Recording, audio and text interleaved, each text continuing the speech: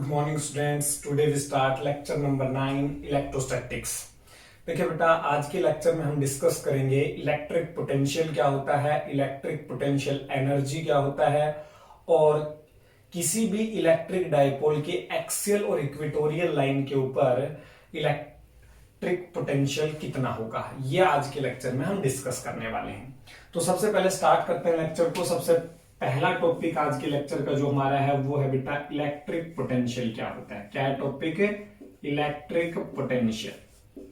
ध्यान से देखिए बेटा, छोटी क्लासेस में हमने पढ़ा है इलेक्ट्रिक पोटेंशियल को V से डिनोट करते हैं। 10th क्लास में पढ़ते थे मोन्स लॉ में V is equal to IR। V क्या होता था? Electric potential.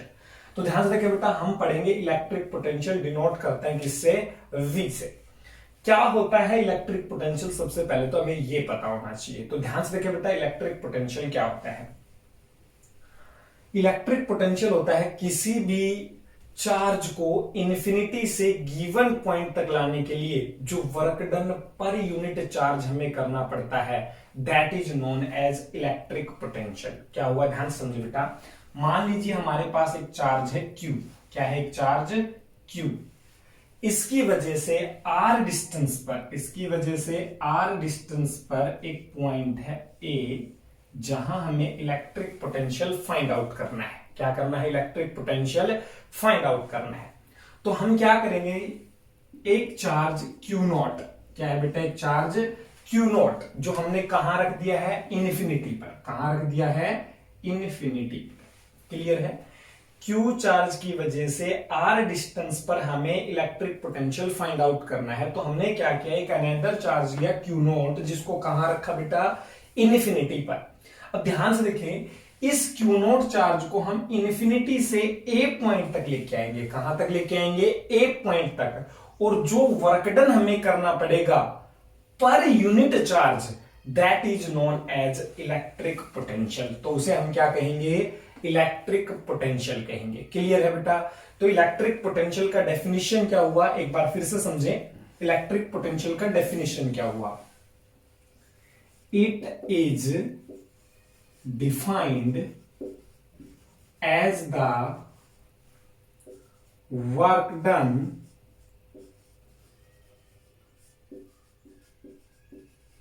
पर यूनिट चार्ज। क्या बेटा? It is defined as the work done पर unit charge in bringing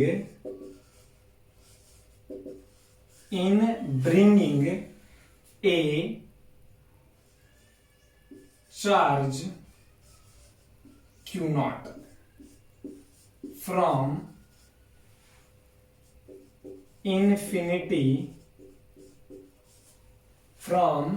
infinity to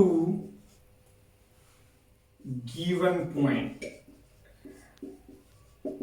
और वो गिवन पॉइंट हमारा इस पर्टिकुलर केस में क्या है? A।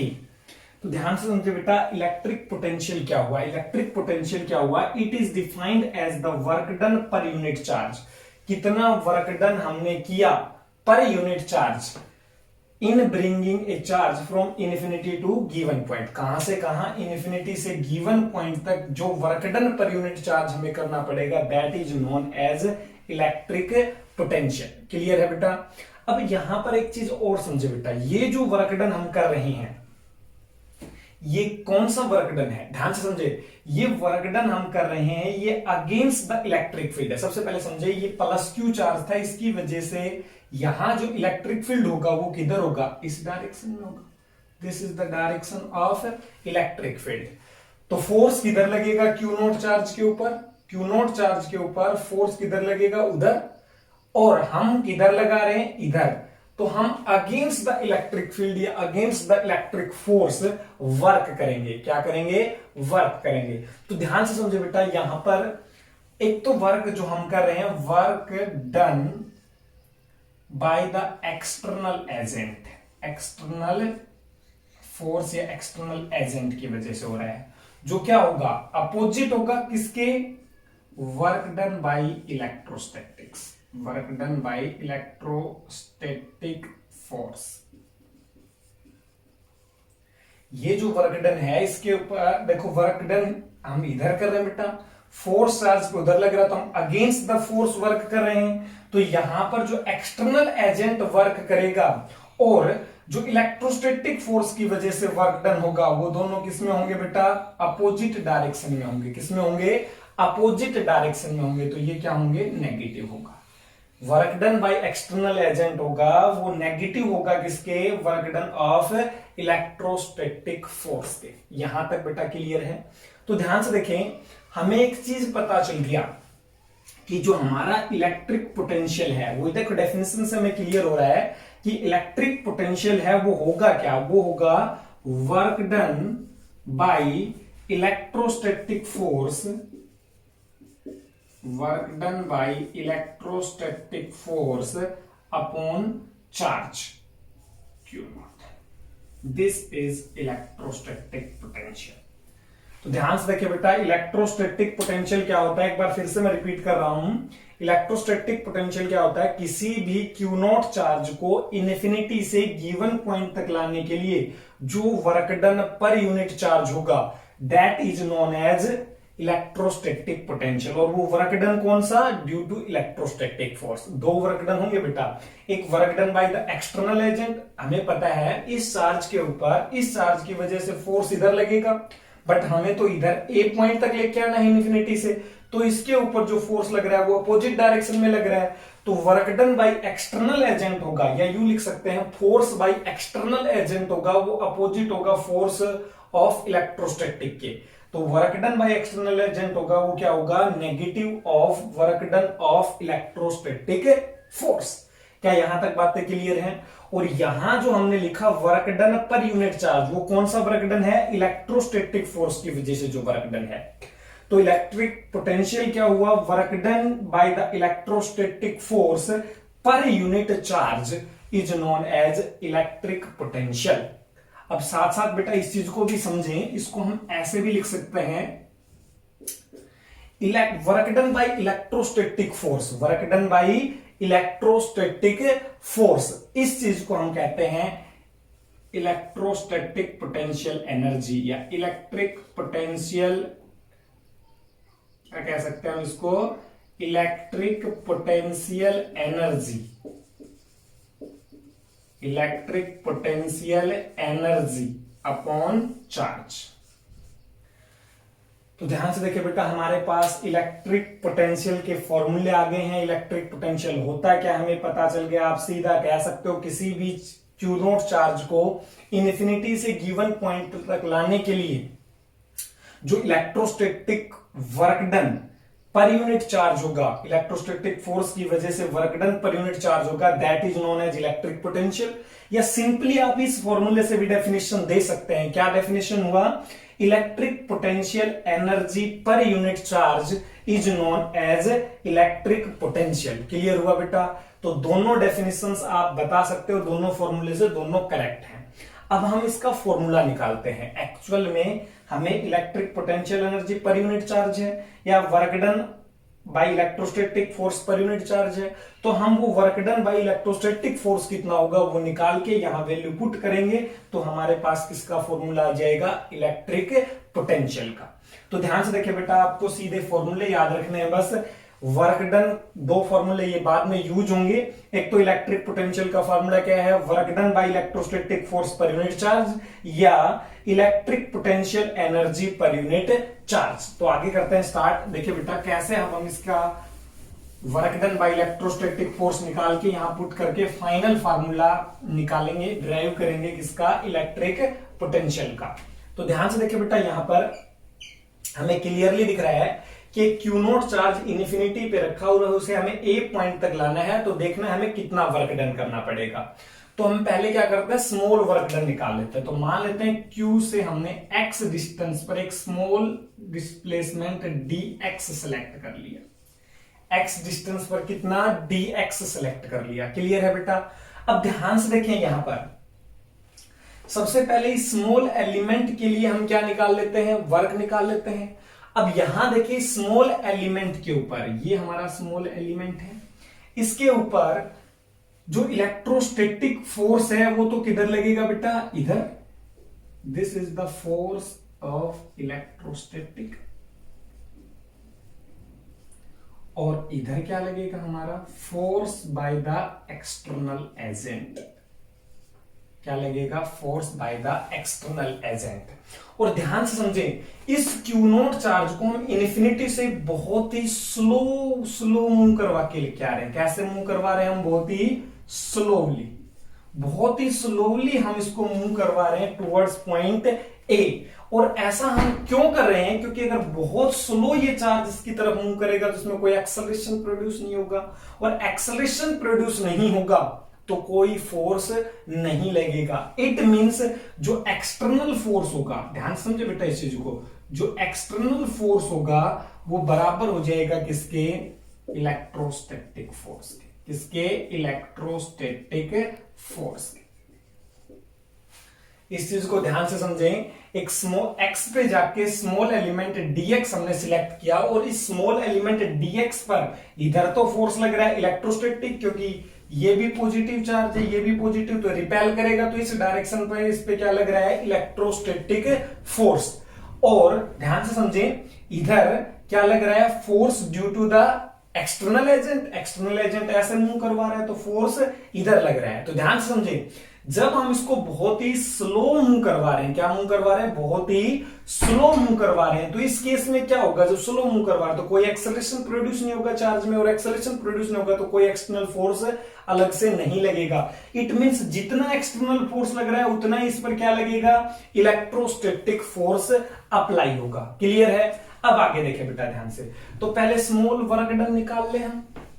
अब ध्यान से समझे, यहां पर वर्क डन भी दो होंगे, एक तो work done by external agent और एक work done by electrostatic force, और हमें पता है वो दोनों क्या होंगे, इक्वल, क्योंकि फोर्सेस इक्वल है।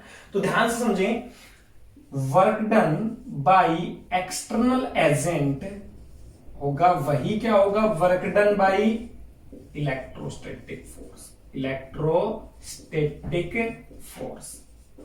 बट हमें एक चीज पता है, ये दोनों अपोजिट डायरेक्शन में है। जो एक्सटर्नल एजेंट वर्क कर रहा है वो तो इस डायरेक्शन में है, और इलेक्ट्रोस्टैटिक फोर्स की वजह से वर्क उस डायरेक्शन में। तो हमें पता चल गया work done by the external agent होगा, किसकी वजह से, एक्सटर्नल एजेंट की वजह से, वो बराबर होगा minus of work done of electrostatic force. ये माइनस क्यों आया पता चल गया बेटा, क्योंकि दोनों फोर्सेस की वजह से वर्क है वो अपोजिट डायरेक्शन में हो रहा है। एक्सटर्नल एजेंट की वजह से इधर हो रहा है, और इलेक्ट्रोस्टैटिक फोर्स की वजह से इधर हो रहा है। तो हमें ये चीज समझ आना चाहिए कि work done by external force है वो क्या होगा, minus of work done of electrostatic force के इक्वल होगा। ये बात हमें समझ आनी चाहिए थी बस। क्लियर है। अब करते हैं आगे। तो देखिए, सबसे पहले हमें पता है इलेक्ट्रिक पोटेंशियल का फार्मूला क्या था, हम पीछे पढ़ के आए थे, work done by electrostatic force, work done by electrostatic force पर यूनिट चार्ज। तो हमें वर्क डन किसकी वजह से निकालना है, इलेक्ट्रोस्टैटिक फोर्स की वजह से। तो निकाल लेते हैं पहले, work done by electrostatic force, work done by electrostatic force. क्या फार्मूला होता है बेटा वर्क डन का, फोर्स इनटू डिस्प्लेसमेंट। तो अब ध्यान से देखिए बेटा, फोर्स कितना लग रहा है, इलेक्ट्रोस्टैटिक फोर्स इधर लग रहा है, देख सकते हैं आप। किसकी वजह से हम निकाल रहे हैं, किसकी वजह से, इलेक्ट्रोस्टैटिक फोर्स की वजह से। इलेक्ट्रोस्टैटिक फोर्स इधर लग रहा है हमारा, और डिस्प्लेसमेंट किधर हो रहा है, इधर अपोजिट डायरेक्शन में। तो उसके लिए हम क्या यूज करेंगे, माइनस, या आप सीधा एफ डॉट डीएक्स दिखा देते, फिर डॉट प्रोडक्ट को सोल्व करते तो एंगल 180, तो कोस 180 का वैल्यू -1। तो कैसे भी आप सीधा नेगेटिव दिखाएं या एफ डॉट डीएक्स करके भी आप सोल्व कर सकते हैं। तो क्या हो जाएगा यहां से, minus force of electrostatic. Electrostatic force कितना लगेगा, जब यहां क्यू नॉट होगा तो दो चार्जेस के बीच में इलेक्ट्रोस्टैटिक फोर्स हमें पता है कितना आएगा, लिख देता हूं यहीं पे, कितना आएगा, एक्सटर्नल या इलेक्ट्रोस्टैटिक दोनों का फोर्स तो इक्वल ही होगा, बट अपोजिट डायरेक्शन में होगा। तो कितना आएगा हमारे पास फोर्स, के Q not by X square. कितना होगा, के Q not by X square. आप देख सकते हैं यहां पर फोर्स, जब क्यू नॉट चार्ज यहां आ चुका होगा तो दोनों के बीच में जो फोर्स होगा वो कितना होगा, कूलॉम्स लॉ से के Q1 Q2 by are square. तो K Q not by X square. Clear है, यहां तक समझ आए। आगे देखिए बेटा, इसके बाद ये तो हो गया फोर्स इनटू डिस्प्लेसमेंट। डिस्प्लेसमेंट कितना है, स्मॉल डी एक्स। क्लियर है। Work done by electrostatic force निकाल रहे हैं, लेकिन ये तो क्या हुआ, एक स्मॉल एलिमेंट की वजह से हमें तो कंप्लीट वर्क डन चाहिए इलेक्ट्रोस्टैटिक फोर्स की वजह से। तो कंप्लीट के लिए हम क्या कर देंगे, इंटीग्रेट कर देंगे। क्या कर देंगे बेटा, इंटीग्रेट। कंप्लीट के लिए आ जाएगा work done for electrostatic force. Otherwise अगर हम इंटीग्रेट नहीं करते तो स्मॉल एलिमेंट के लिए स्मॉल वर्क डन आता। हमें क्या चाहिए, कंप्लीट, तो हमने क्या कर दिया, इंटीग्रेट कर दिया। अब आगे समझे बेटा, dx स्मॉल एलिमेंट था, इंटीग्रेट कर रहे हैं, तो dx की लिमिट कहां से कहां, इनफिनिटी से a पॉइंट तक लेके आना है। तो इनफिनिटी से r, a पॉइंट की डिस्टेंस कितनी है, r, तो इनफिनिटी से r तक हम क्या लगाएंगे, लिमिट। यहां तक समझ आ रहा है बेटा, अच्छे से क्लियर है। आगे करते हैं, तो देखें work done by electrostatic force कितना आएगा, के क्यू क्यू नॉट तो कांस्टेंट टर्म से, minus K Q Q not तो कांस्टेंट टर्म। इंटीग्रेशन dx हमें बता रहा है कि किसका होगा, 1 बाई एक्स स्क्वायर का। 1 बाई एक्स स्क्वायर, स्क्वायर जाके क्या हो जाएगा, x की पावर -2, x की power -2 dx integration from infinity to r। Clear है। आगे देखिए बेटा, work done by electrostatic force कितना आएगा, ध्यान से देखिए बेटा, minus K Q Q not as it is. Integration करते हैं, x की पावर -2 का इंटीग्रेशन क्या हो जाएगा बेटा, एक पावर में एक ऐड करेंगे तो x की पावर -1 अपॉन -1, नीचे वाला माइनस इसको क्या कर देगा प्लस, तो x की पावर -1 बच गया। x की पावर -1 कितना बेटा, 1 बाई एक्स। लिमिट कहां से कहां, इन्फिनिटी टू r। लिमिट कहां से कहां, इन्फिनिटी टू r। आगे देखिए बेटा, इसके बाद के क्यू क्यू नॉट तो as it is, K Q Q not तो एज इट इज। लिमिट कैसे सोल्व करते हैं, upper limit minus lower limit, तो लगाते हैं बेटा upper limit minus lower limit, तो 1 by R minus 1 by infinity, 1 by R minus 1 by infinity. आगे देखिए बेटा, इसके बाद क्या हो जाएगा हमारे पास, तो work done by electrostatic force कितना आया, work done by electrostatic force 1 by infinity क्या हो गया बेटा, 0, तो क्या बचा यहां पर 1 बाई आर। इट मीन्स आ गया हमारे पास K Q Q not by R. This is the work done by electrostatic force.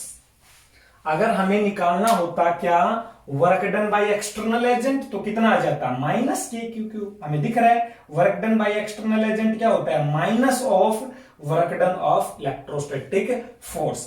तो अगर हमसे पूछा जाए work done by external agent कितना, तो हम क्या बताएंगे, minus K Q Q not by are.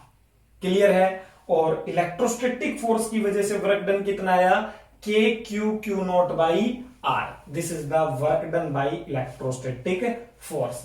अब इसको यहां पुट कर देंगे, हमारा जो मेन फॉर्मूला था, और क्या आ जाएगा हमारे पास, रिजल्ट आ जाएगा। तो करते हैं इसको पुट और देख बनाते हैं फाइनल रिजल्ट क्या बनते हैं। तो देखिए बेटा ध्यान से, तो इलेक्ट्रिक पोटेंशियल जो हमारे पास आया वो क्या था, work done by electrostatic force पर यूनिट चार्ज।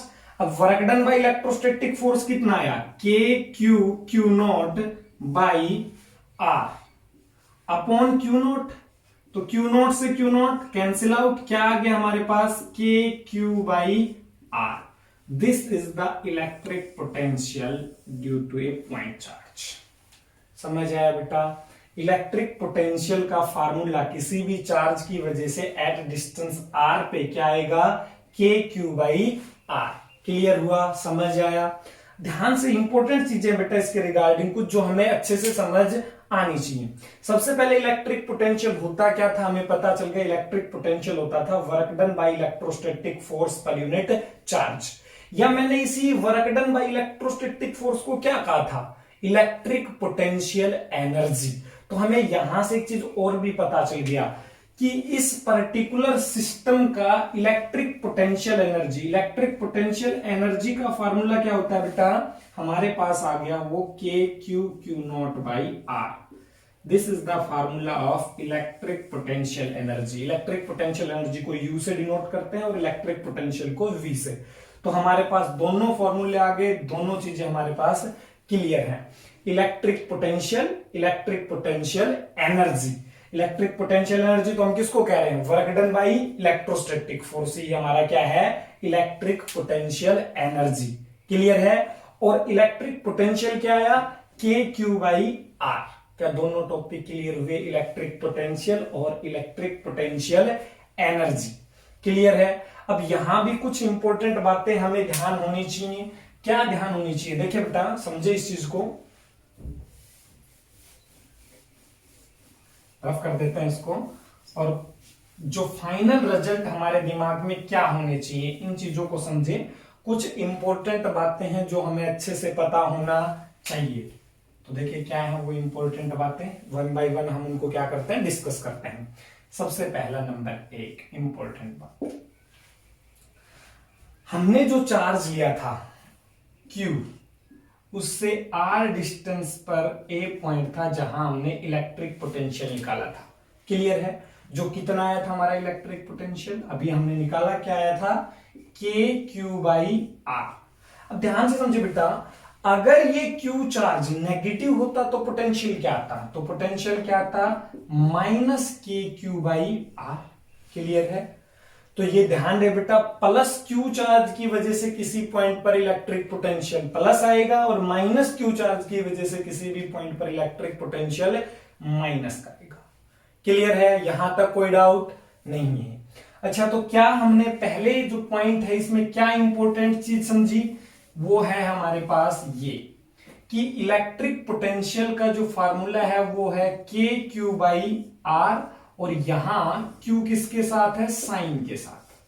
अगर Q पॉजिटिव है तो पोटेंशियल पॉजिटिव आएगा और Q नेगेटिव है तो पोटेंशियल भी नेगेटिव आएगा। तो फर्स्ट इंपॉर्टेंट टर्म थी जो हमारे पास आपको क्लियर हुई। सेकंड देखिए बेटा क्या है इंपॉर्टेंट चीज जो हमें अच्छे से समझ आनी चाहिए। हमने एक चीज देखा बेटा, यहां से देखो क्या है, इलेक्ट्रिक पोटेंशियल और इलेक्ट्रिक पोटेंशियल एनर्जी में हमें क्लियरली रिलेशन दिख रहा है। क्या दिख रहा है बेटा, कि जो हमारा इलेक्ट्रिक पोटेंशियल है वो इलेक्ट्रिक पोटेंशियल एनर्जी पर यूनिट चार्ज है। क्योंकि इलेक्ट्रिक पोटेंशियल एनर्जी हमने किसको कहा है, work done by electrostatic force को हमने क्या कहा है, इलेक्ट्रिक पोटेंशियल एनर्जी। तो यहां से देखिए बेटा, चेंज इन पोटेंशियल कितना आएगा, मतलब potential difference. Change in potential क्या आएगा, potential difference, which is equal to change in potential energy। क्या आएगा, चेंज इन पोटेंशियल एनर्जी पर यूनिट चार्ज। यहां से दिख रहा है बेटा, अगर potential equal to potential energy upon charge है तो चेंज इन पोटेंशियल क्या आएगा, चेंज इन पोटेंशियल एनर्जी पर यूनिट चार्ज। या फिर हम इसको ऐसे भी कह सकते थे, क्या कह सकते थे, अब इस चीज को समझे बेटा। ये जो हमारा डेल यू है, मतलब चेंज इन पोटेंशियल एनर्जी, ये क्या होगा, चेंज इन पोटेंशियल एनर्जी हमेशा इक्वल होगा किसके, देखो इलेक्ट्रिक पोटेंशियल नहीं, इलेक्ट्रिक पोटेंशियल एनर्जी हमारा क्या था, work done by electrostatic force.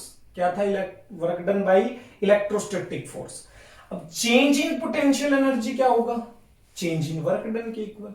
Clear है। तो इस चीज में आपको एक इंपॉर्टेंट चीज है जो ध्यान रखनी है, चेंज इन पोटेंशियल एनर्जी होता है वो बराबर होता है माइनस ऑफ, किसके बराबर होता है, minus of work done by electrostatic force, electrostatic force पर यूनिट चार्ज।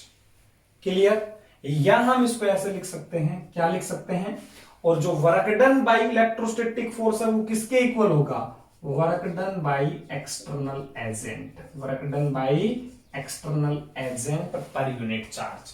तो आपको ये कंप्लीट फॉर्मूला ध्यान होना चाहिए, change in potential equal to change in potential energy पर यूनिट चार्ज, और चेंज इन पोटेंशियल एनर्जी किसके बराबर, minus of work done, minus of work done due to electrostatic force पर यूनिट चार्ज।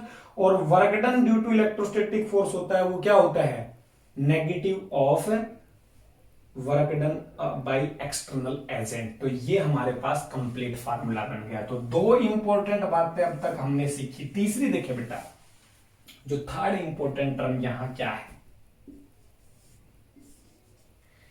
इलेक्ट्रोस्टैटिक पोटेंशियल और electrostatic potential energy. दो चीजें पढ़ी हमने, इलेक्ट्रिक पोटेंशियल और इलेक्ट्रिक पोटेंशियल एनर्जी, दोनों का यूनिट क्या होगा, एसआई यूनिट ऑफ, पहले बात करते हैं इलेक्ट्रिक पोटेंशियल की। तो इलेक्ट्रिक पोटेंशियल था क्या बेटा, इलेक्ट्रिक पोटेंशियल एनर्जी पर यूनिट चार्ज। एनर्जी का यूनिट हमें पता है क्या होता है, जूल, और चार्ज का क्या होता है, कूलाम्ब। तो इसका यूनिट क्या हुआ बेटा, जूल पर कूलाम्ब, या फिर हम इस चीज को कह सकते हैं वोल्ट। क्या कह सकते हैं, वोल्ट। तो इलेक्ट्रिक पोटेंशियल का यूनिट जूल पर कूलाम्ब हुआ या फिर वोल्ट हुआ। क्लियर है। इलेक्ट्रिक पोटेंशियल एनर्जी का यूनिट हमें पता है, ये क्या होता है बेटा, एनर्जी का यूनिट जूल होता है। क्लियर है।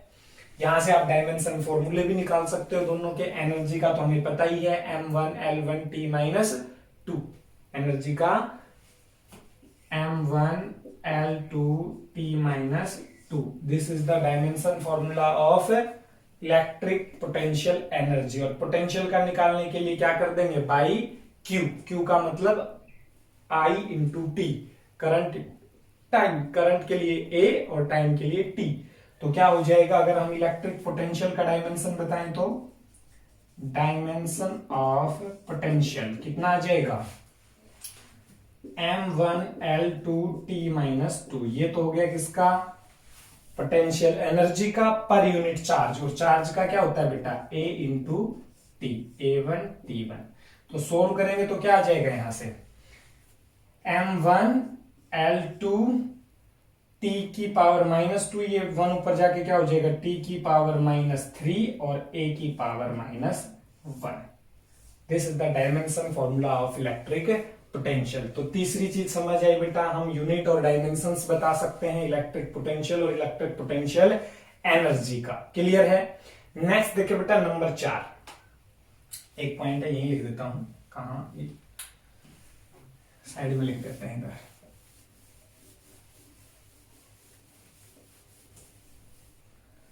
देखिए बेटा, फोर्थ पॉइंट हमारे पास इंपॉर्टेंट क्या है, इलेक्ट्रिक पोटेंशियल और इलेक्ट्रिक पोटेंशियल एनर्जी दोनों ही स्केलर क्वांटिटी हैं।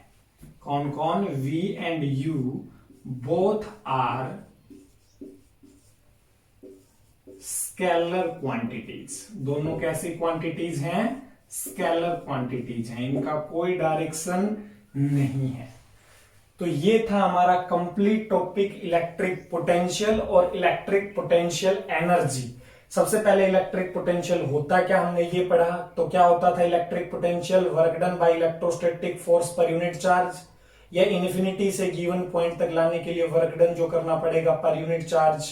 क्लियर है। या फिर हमने उसी को क्या नाम दिया था, इलेक्ट्रिक पोटेंशियल एनर्जी पर unit charge. Clear. Electric potential energy हमने किसको कहा, work done by electrostatic force को। समझ आ गया। उसके बाद देखिए बेटा, हमने एक और चीज पढ़ी कि इलेक्ट्रिक पोटेंशियल का जो फार्मूला है वो क्या आया, के क्यू बाई आर, और इलेक्ट्रिक पोटेंशियल एनर्जी का formula K Q Q not by R. Clear है। यहां से हमने देखा कि इलेक्ट्रिक पोटेंशियल का जो फार्मूला है के क्यू बाई आर, उसमें क्यू किसके साथ है, साइन के साथ। किसके साथ, साइन। इसका मतलब क्यू नेगेटिव होगा तो पोटेंशियल नेगेटिव आएगा, क्यू पॉजिटिव होगा तो पोटेंशियल पॉजिटिव आएगा। क्लियर है।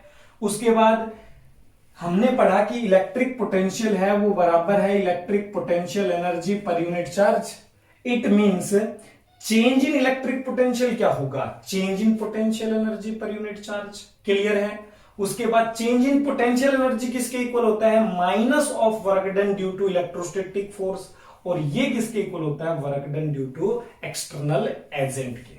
क्लियर है बेटा। तो दूसरे इंपॉर्टेंट टर्म समझ आए। तीसरे में हमने यूनिट डायमेंशन निकाले और फोर्थ पॉइंट में हमने क्या बताया कि दोनों कैसी क्वांटिटी हैं, स्केलर क्वांटिटी, इनका कोई डायरेक्शन नहीं है। क्लियर। तो ये था इलेक्ट्रिक पोटेंशियल और इलेक्ट्रिक पोटेंशियल एनर्जी। अब नेक्स्ट टॉपिक पर चलते हैं, या उसके अलावा मैं आपको एक पॉइंट और बता देता हूं। देखिए बेटा, एक पॉइंट और बना देते हैं, पॉइंट नंबर 5। वैसे बहुत कम यूज में आता है बट फिर भी आपको पता होना चाहिए। नंबर 5 क्या है कि किसी भी पॉइंट का इलेक्ट्रिक पोटेंशियल या इलेक्ट्रिक पोटेंशियल एनर्जी हम ओनली तभी बता सकते हैं जब भी हमें किसी दूसरे पॉइंट का इलेक्ट्रिक पोटेंशियल या इलेक्ट्रिक पोटेंशियल एनर्जी पता हुआ। जैसे कि फॉर एग्जांपल मान लीजिए हमने 11th क्लास में ग्रेविटेशनल पोटेंशियल एनर्जी पढ़ा था जब हम ग्रेविटेशन पढ़ रहे थे। तो देखें, मान लेते हैं ये ग्राउंड है बेटा। क्या है? ग्राउंड। इससे h हाइट पर कोई बॉडी रखी हुई है, तो इस बॉडी का पोटेंशियल एनर्जी कितना है? हमने पढ़ा था mgh। अच्छा, इसका पोटेंशियल mgh कब है? जब यहां का 0 है। एक बार समझे बेटा इस चीज को। मान लेते हैं ये ग्राउंड है और यहां h हाइट के ऊपर एक बॉडी रखी हुई है, तो इस बॉडी का पोटेंशियल एनर्जी कितना है? mgh। अच्छा, ये mgh कब हुआ बेटा? जब ग्राउंड का पोटेंशियल एनर्जी हमने क्या माना? 0। इट मीन जब हमें एक पॉइंट या इस पॉइंट को हमने क्या नाम दिया? Reference point. जब हमें किसी रेफरेंस पॉइंट का पोटेंशियल एनर्जी पता है तभी हम किसी पॉइंट का क्या बता पाएंगे? Potential energy. क्लियर है? या फिर आप ऐसे समझे इसी चीज को, मान लो यहां ग्राउंड का हम 0 ना मान के 9 mgh मान लेते हैं। ग्राउंड का एनर्जी कितना है? 9 mgh। तो यहां का एनर्जी कितना होता है? 10 mgh। भाई 9 तो था ही, mgh और बढ़ गया, कितना हो गया? 10 mgh। तो हमें एक चीज पता चल गया कि पोटेंशियल एनर्जी क्या है बेटा? पोटेंशियल एनर्जी किसी भी पॉइंट का, कोई फिर हम बात करें चाहे इलेक्ट्रिक पोटेंशियल एनर्जी की या इलेक्ट्रिक पोटेंशियल की, किसी भी पॉइंट का इलेक्ट्रिक पोटेंशियल और इलेक्ट्रिक पोटेंशियल एनर्जी हम तभी बता सकते हैं जब हमें क्या पता हो? रेफरेंस पॉइंट का इलेक्ट्रिक पोटेंशियल या इलेक्ट्रिक पोटेंशियल एनर्जी पता हो। तो जो नंबर 5 पॉइंट मैं आपको बताना चाह रहा हूं, इसको समझे बेटा। ये क्या है नंबर 5? कि ये जो हमने फार्मूले आपको बताए हैं इलेक्ट्रिक पोटेंशियल और इलेक्ट्रिक पोटेंशियल एनर्जी के, इलेक्ट्रिक पोटेंशियल का क्या बताया? KQ/R और इलेक्ट्रिक पोटेंशियल एनर्जी का KQ/Q0/R। ये तभी वैलिड है जब हमने मान रखा है कि इन्फिनिटी के ऊपर इलेक्ट्रिक पोटेंशियल भी 0 है और पोटेंशियल एनर्जी भी 0 है। वो रेफरेंस पॉइंट यहां इन फॉर्मूलों के अंदर हमने किसको माना है? इन्फिनिटी को। हमने इन्फिनिटी का इलेक्ट्रिक पोटेंशियल भी 0 माना है और पोटेंशियल एनर्जी भी 0 मानी है। तो रेफरेंस पॉइंट यहां पर हमारे क्या है? इन्फिनिटी हमारा रेफरेंस पॉइंट है जहां हमने 0 मान रखा है। तो एक पॉइंट का हमें इलेक्ट्रिक पोटेंशियल या पोटेंशियल एनर्जी पता चल गया, तो अब हम किसी भी पॉइंट का इलेक्ट्रिक पोटेंशियल या पोटेंशियल एनर्जी डिफाइन कर पाएंगे, बता पाएंगे। क्लियर है? कोई डाउट इसमें नहीं है? तो ये था हमारा नंबर 5 पॉइंट। नंबर 6 देखिए बेटा, एक और बता देते हैं। नंबर 6, जो इलेक्ट्रिक पोटेंशियल एनर्जी है, पोटेंशियल एनर्जी हमेशा सिर्फ कंजर्वेटिव फोर्सेस के लिए ही हम डिफाइन कर सकते हैं। Potential energy is only defined for conservative forces।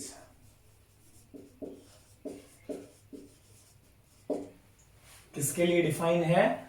Only conservative forces के लिए डिफाइन है। तो हमारा इलेक्ट्रोस्टैटिक फोर्स कैसा फोर्स है बेटा? सिर्फ इनिशियल और फाइनल पॉइंट पे डिपेंड करता है, पाथ पे डिपेंड नहीं करता। इट मीन्स हमारा इलेक्ट्रोस्टैटिक फोर्स है वो कंजर्वेटिव फोर्स है, इसलिए हम इलेक्ट्रोस्टैटिक फोर्स के लिए हम किसको डिफाइन कर पाए? पोटेंशियल एनर्जी को। तो पोटेंशियल एनर्जी ओनली डिफाइन की जा सकती है किसके लिए? कंजर्वेटिव फोर्सेस के लिए। हमने जो पोटेंशियल एनर्जी ग्रेविटेशन में भी पढ़ा था, इलेक्ट्रोस्टैटिक्स में भी पढ़ा। क्यों? क्योंकि जो हमारा ग्रेविटेशनल फील्ड था या इलेक्ट्रिक फील्ड है, या यूं कहें ग्रेविटेशनल फोर्स था या इलेक्ट्रोस्टैटिक फोर्स है, दोनों ही फोर्सेस कैसे हैं, कंजर्वेटिव नेचर के हैं, इसलिए दोनों के लिए ही पोटेंशियल एनर्जी डिफाइन है। तो potential energy is only defined for conservative forces. ये था पॉइंट नंबर 6। तो आपको इलेक्ट्रिक पोटेंशियल और इलेक्ट्रिक पोटेंशियल एनर्जी के रिगार्डिंग सारी बातें समझ आ गई हैं। नेक्स्ट टॉपिक देखें बेटा, एक टॉपिक और डिस्कस कर लेते हैं हम। टॉपिक क्या है, ध्यान से देखिए बेटा, electric potential due to an electric dipole. Electric dipole की वजह से इलेक्ट्रिक पोटेंशियल कितना होगा किसी भी जनरल पॉइंट पर। हम बात किसके लिए करेंगे, सीधा जनरल पॉइंट के लिए। जैसे ही हमें जनरल पॉइंट का समझ आएगा उसके बाद हम एक्सियल और इक्वेटोरियल दोनों पर निकाल पाएंगे। क्लियर है? तो टॉपिक क्या हमारा, electric potential, electric potential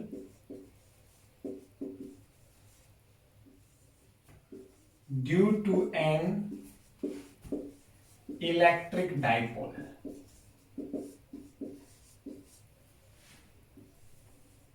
At any general point,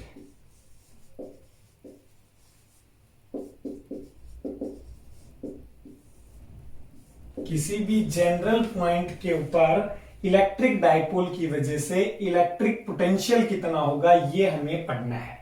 तो सबसे पहले टॉपिक से क्लियर हो रहा, निकालना क्या हमें, इलेक्ट्रिक पोटेंशियल किसकी वजह से, इलेक्ट्रिक डाइपोल की वजह से। कहां पर, एट एनी जनरल पॉइंट, किसी भी इलेक्ट्रिक डाइपोल के किसी भी जनरल पॉइंट के ऊपर इलेक्ट्रिक पोटेंशियल कितना होगा ये हमें फाइंड आउट करना है। तो सबसे पहले हमें क्या चाहिए, एक इलेक्ट्रिक डाइपोल चाहिए। तो हमने एक इलेक्ट्रिक डाइपोल लिया, ये एक प्लस क्यू चार्ज और एक माइनस क्यू चार्ज। क्या लिया बेटा, एक प्लस क्यू चार्ज और एक माइनस क्यू चार्ज, एक जनरल इलेक्ट्रिक डाइपोल लिया हमने। और वही दोनों के बीच का स्मॉल लेंथ 2a या 2l जो भी आप लेना चाहो, 2a या 2l, यहां पर सेंटर। क्लियर है बेटा, क्या है, सेंटर। कहीं भी जनरल पॉइंट पर निकालना हमें, कहां निकालना है, किसी भी जनरल पॉइंट पे। तो ये मैंने एक जनरल पॉइंट P सेलेक्ट कर लिया। क्या कर लिया, जनरल पॉइंट P सेलेक्ट कर लिया, जहां हमें क्या निकालना है, इलेक्ट्रिक पोटेंशियल। ध्यान से समझे, रिपीट कर रहा हूं। सबसे पहले मैंने एक इलेक्ट्रिक डाइपोल लिया, प्लस Q और minus Q, arrangement of two equal and opposite charge separated by a small distance 2a या 2l जो भी मानना चाहे हम। सेंटर यहां पर O, तो इधर भी डिस्टेंस हो गया L और इधर भी हो गया L। क्लियर है? और सेंटर से हमने R डिस्टेंस के ऊपर एक पॉइंट P लिया जहां पर हमें इलेक्ट्रिक पोटेंशियल निकालना है। क्लियर? तो सबसे पहले देखिए बेटा, प्लस क्यू चार्ज की वजह से भी P पर पोटेंशियल होगा और माइनस क्यू की वजह से भी P पर पोटेंशियल होगा। तो हम मान लेते हैं V1 is the electric potential due to plus Q charge and V2 is the electric potential due to minus Q charge।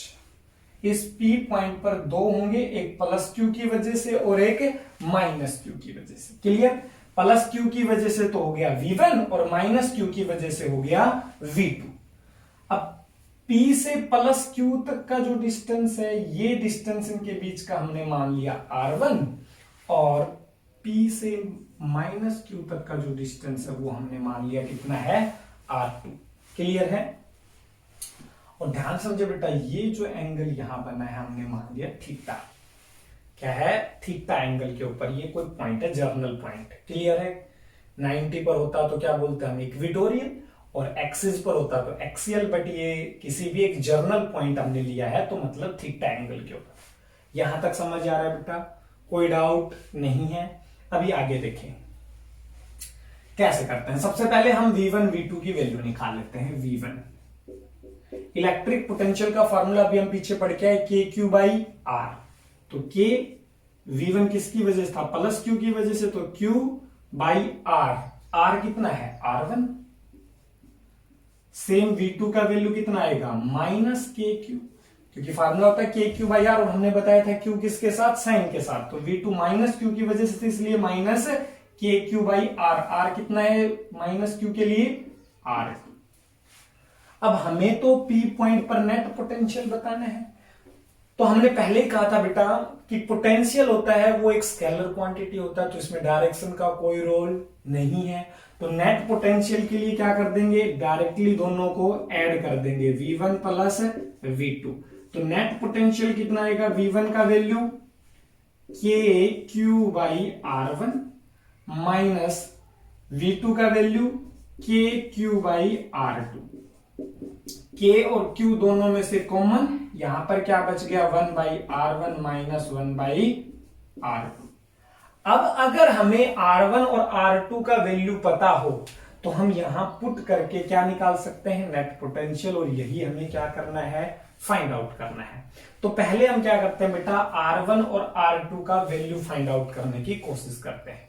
तो एक चीज समझे बेटा, ये देखें यहां पर जो एंगल बन रहा है, मान लेते हैं ये अल्फा है, वैसे इसकी जरूरत नहीं है बट फिर भी मान लेते हैं क्या है, अल्फा है। और इस प्लस Q चार्ज से मैंने एक परपेंडिकुलर ड्रा कर दिया, यहां पर नाम दे दिया M। क्या नाम दे दिया, M। अब देखो यहां पर एक ट्राइंगल बन रहा है, इस प्लस Q चार्ज जहां पर इस पॉइंट को A नाम देता हूं, माइनस Q जहां है इसको B नाम दे देता हूं। तो एक ट्राइंगल बन रहा है हमारे पास PAM। क्या बन रहा है, PAM, जिसमें एक एंगल 90 है, तो राइट एंगल ट्राइंगल है PAM। क्या है, राइट एंगल ट्राइंगल है हमारे पास PAM। अब यहां देखिए बेटा, ये एंगल क्या है, अल्फा, तो मैं यहां से कोस अल्फा की वैल्यू निकाल दूं इस ट्राइंगल में। कौन सी ट्राइंगल में, in triangle PAM cos alpha कितना आएगा हमारे पास, कोस थीटा का फॉर्मूला क्या होता है बेटा, बेस अपॉन हाइपोटेन्यूज। बेस क्या है यहां पर, ये वाली डिस्टेंस PM अपॉन हाइपोटेन्यूज क्या है, R1। और यहां देखिए बेटा, ये जो R डिस्टेंस है ये ग्रेटर देन है किससे, L से। L से क्या है, बहुत ज्यादा है। It means alpha is very small. ये जो अल्फा एंगल बनेगा ये क्या बनेगा, वेरी स्मॉल। ये L बहुत छोटी डिस्टेंस है इस R के कंपैरिजन में, तो बहुत छोटी डिस्टेंस है तो एंगल बहुत स्मॉल बनेगा अल्फा। तो अल्फा बहुत ही स्मॉल है, तो हमने पढ़ा था जब अल्फा स्मॉल होता है तो कोस अल्फा की वैल्यू कितनी, 1। तो 1 इज इक्वल टू PM/R1। तो यहां से PM बराबर आ गया R1। तो R1 की जो वैल्यू आएगी वो किसके इक्वल आएगी, इस PM के। यहां तक क्लियर हुआ। सेम ऐसा ही काम हमने क्या किया, इसको आगे की तरफ एक्सटेंड कर दिया और B से भी हमने एक परपेंडिकुलर डाल दिया इसके ऊपर और नाम दे दिया इसको M। क्या नाम दे दिया, M। क्लियर है। सेम काम इधर करेंगे, वही PBN ट्राइंगल लेंगे और इधर वाले एंगल को मान लेंगे हम फाई। तो वही ये डिस्टेंस बहुत स्मॉल है एज कंपेयर टू दिस, तो क्या होगा, ये एंगल स्मॉल होगा और ये एंगल स्मॉल होगा तो क्या आएगा, R2 आएगा, वो बराबर आएगा किसके, PM के। मैं सीधा लिख देता हूं, similarly R2 is equal to PM। दोनों चीजों को ध्यान से समझे। हमें क्या चाहिए था बेटा, R1 और R2 का वैल्यू चाहिए था। तो यहां से R1 का वैल्यू तो आ गया PM और R2 का वैल्यू क्या आ गया, PM और PM। अब ये वैल्यूज तो हमारे पास आ गई, बट PM और PM की वैल्यू भी पता होनी चाहिए। तो देखो बेटा, R1 है हमारे पास, इधर लिख देता हूं साइड में,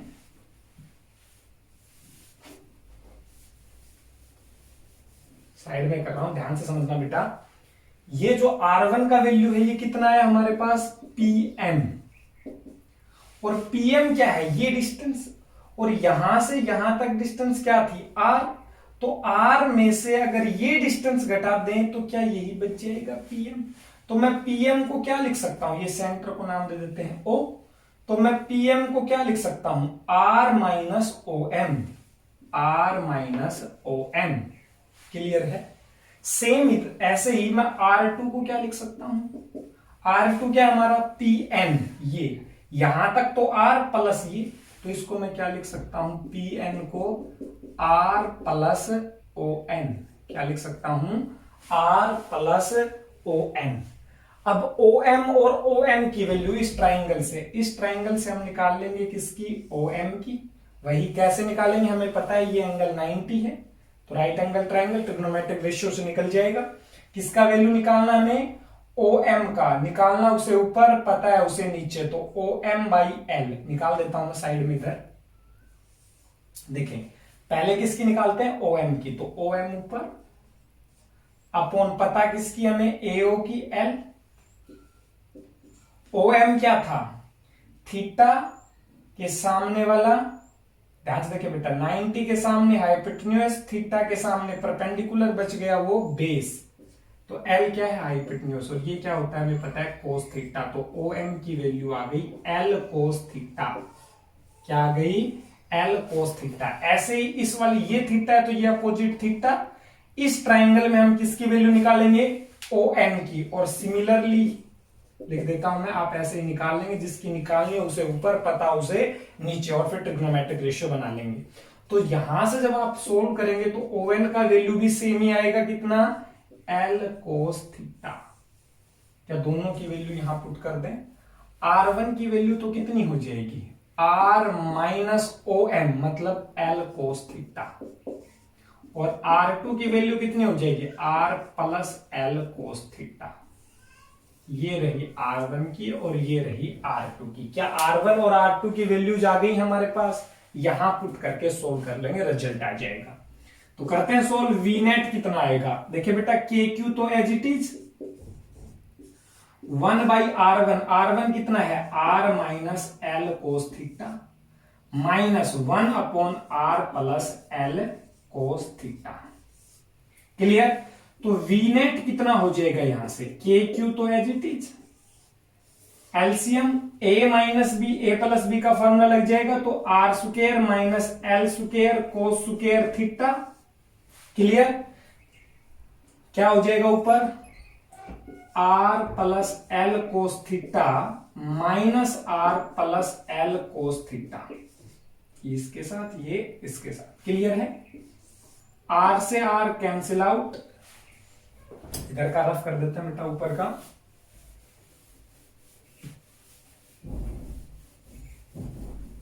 देखिए कितना आएगा, V net is equal to, R से R कट गया तो L cos theta plus L cos theta क्या हो गया, 2L कोस थीटा, तो KQ 2L cos theta by R square minus L square cos square theta. Clear है। अब ध्यान से समझे बेटा, V net is equal to Q into 2A या 2L क्या होता है, P, तो KP cos theta by R square minus L square cos square theta. Clear है। आगे देखिए बेटा इसके बाद क्या होगा, ध्यान से समझे, V net is equal to, हम अजम्पशन यूज करेंगे KP कोस थीटा तो एज इट इज, हमें पता है R क्या है, ग्रेटर देन L, तो L क्या हो जाएगा, नेग्लेक्ट, और L जीरो, तो ये पूरी टर्म जीरो, तो नीचे सिर्फ क्या बचा, R square. This is the net potential on general point. किसी भी जनरल पॉइंट पर नेट पोटेंशियल कितना होगा, due to electric dipole. Electric dipole की वजह से किसी भी पॉइंट, जनरल पॉइंट पर नेट इलेक्ट्रिक पोटेंशियल का फार्मूला आ गया KP cos theta by R square. Theta क्या है बेटा, यहां पर ध्यान से समझे, थीटा क्या है, थीटा इज द एंगल किस किस के बीच में, माइनस Q से प्लस Q, ये तो हो गया हमारा P, क्या हो गया T।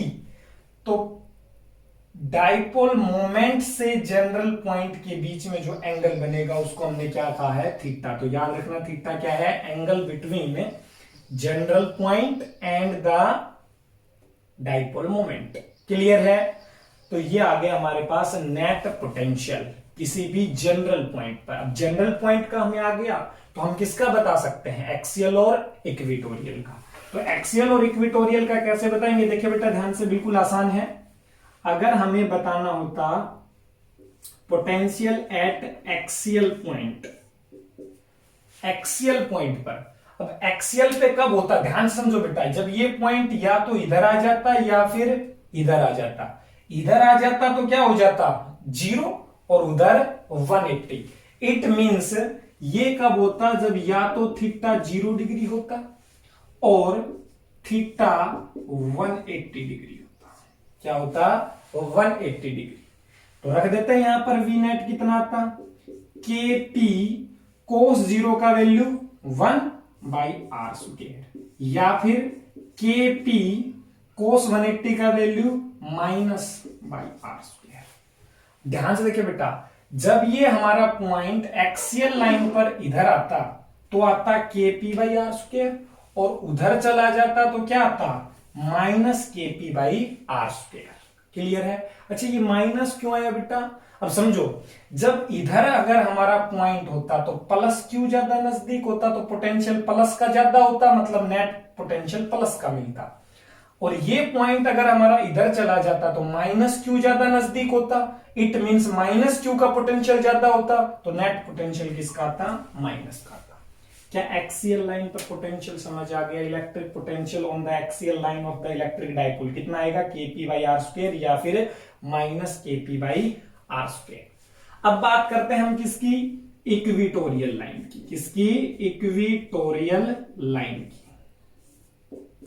अगर पॉइंट कहां होता, इक्विटोरियल लाइन पर। इक्विटोरियल का मतलब पॉइंट यहां सीधा ऊपर या नीचे, ऊपर या नीचे कितने पर, 90 डिग्री पर, और 90 पे होता तो कोस 90 कितना, 0, मतलब इलेक्ट्रिक पोटेंशियल कितना होता, 0 आता।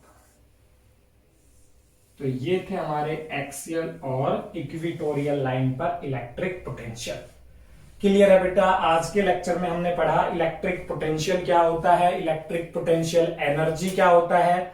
उसके बाद हमने डिस्कस किया इलेक्ट्रिक डाइपोल के किसी भी जनरल पॉइंट पर इलेक्ट्रिक पोटेंशियल कितना होगा, एक्सियल लाइन पर कितना होगा, या इक्विटोरियल लाइन पर कितना होगा।